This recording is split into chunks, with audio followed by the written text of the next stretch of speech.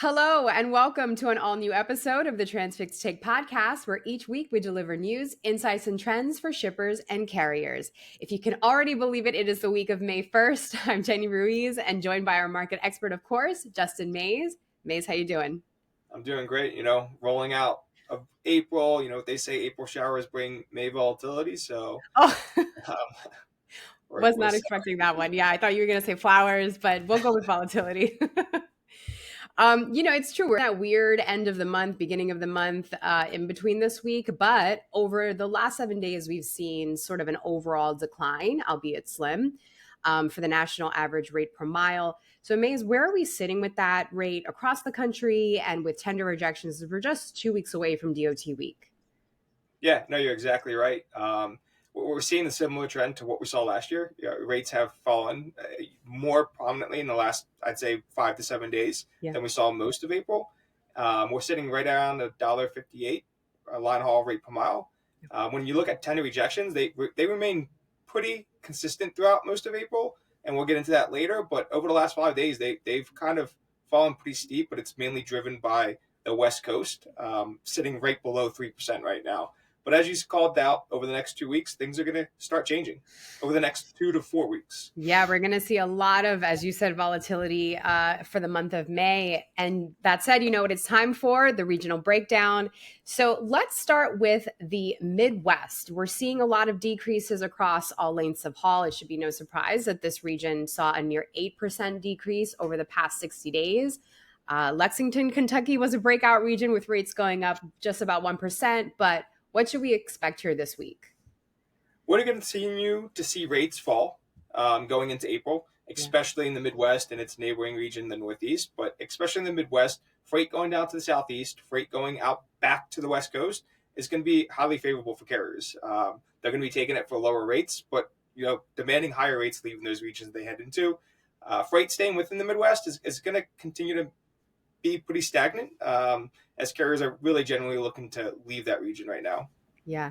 Speaking of regions, they may want to leave. The Northeast is not my favorite region at all. I think it's held that title for the last month or so, but city and local runs here saw super slight gains over the past 7 days, but the Northeast continues to see downward momentum.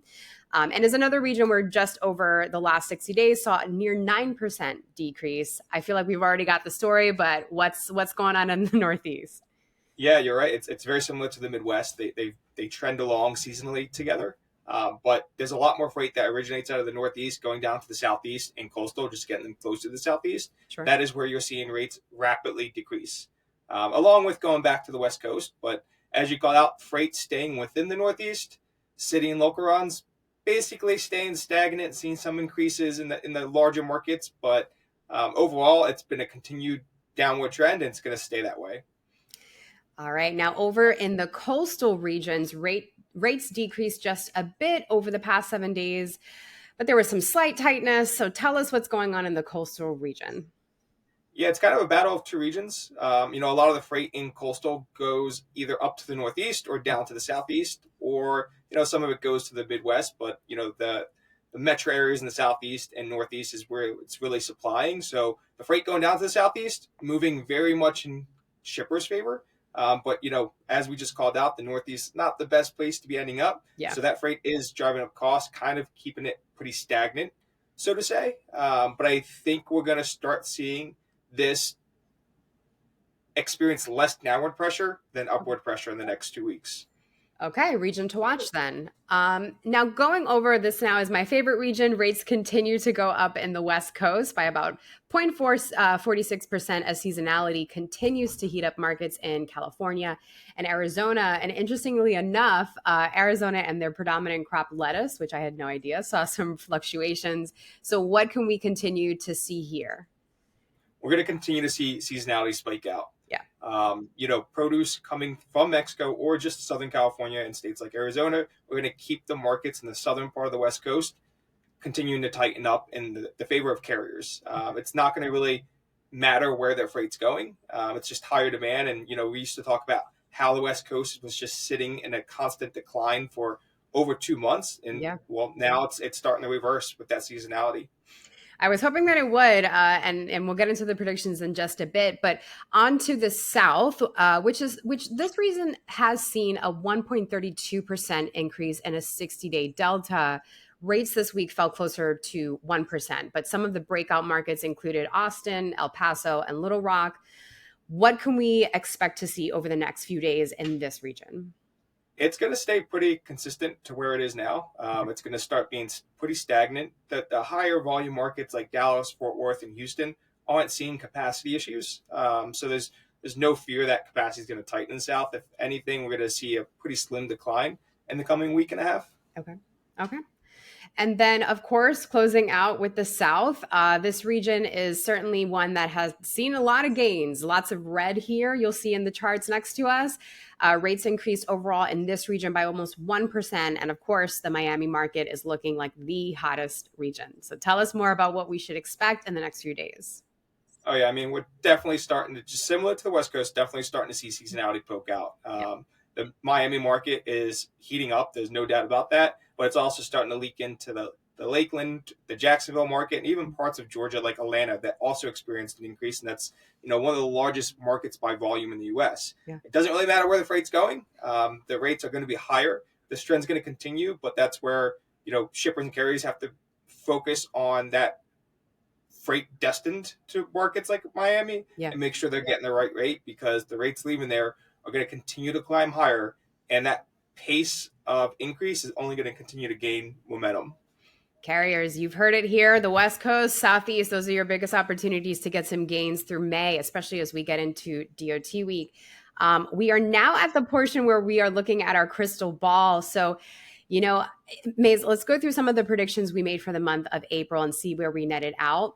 We'll start with the national outlook. Now, you predicted a slight softening of the freight market in April. Anticipated changes included the average rate expected to decrease by approximately 1.5% nationally. Why don't we stop there? Where do we net out there? Well, we saw it decrease a little bit greater than that, around 1.9%. And when we get into the regional predictions, that's where we'll see why it was a slighter increase in the decrease than we would have anticipated.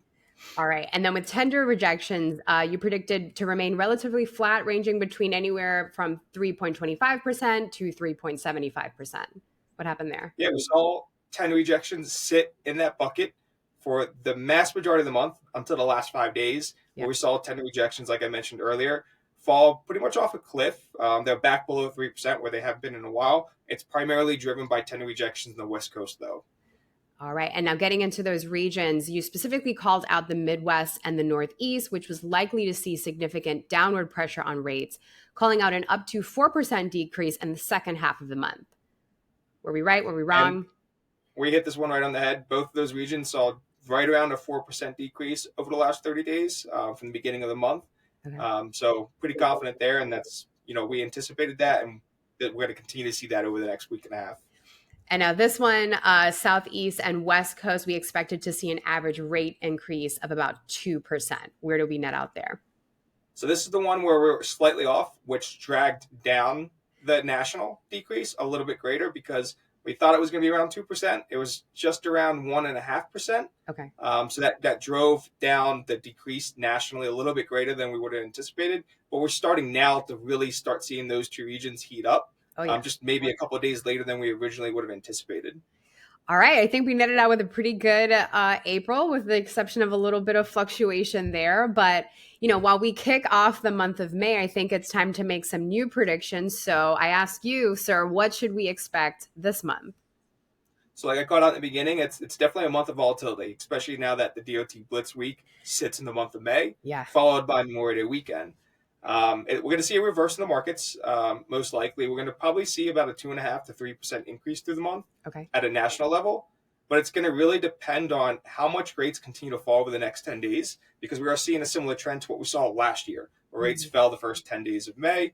We could see rates drop around 1 and 1.5% over the next 10 days. But then DOT week drag those rates back upward by about 5%. And it's going to really depend on carriers if they can maintain pricing power going through the end of month and Memorial Day weekend. Yeah. I think we're going to see pressure in the Southeast really drag that average up, and Southeast probably increase about 6%, followed by the West and Coastal around 3%, because they're not going to really start picking up until DOT weekend after that. Okay.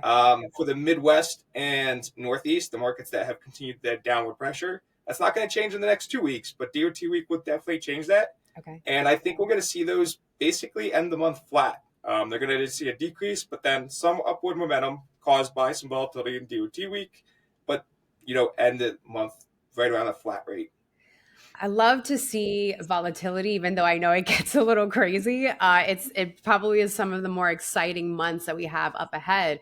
So with that, next week we'll give you a look at how the 2023 DOT week played out and where we think it's going, sort of region by region. With that, we'll see you next week with an all new episode of the Transfix Take Podcast. Until then, drive safely.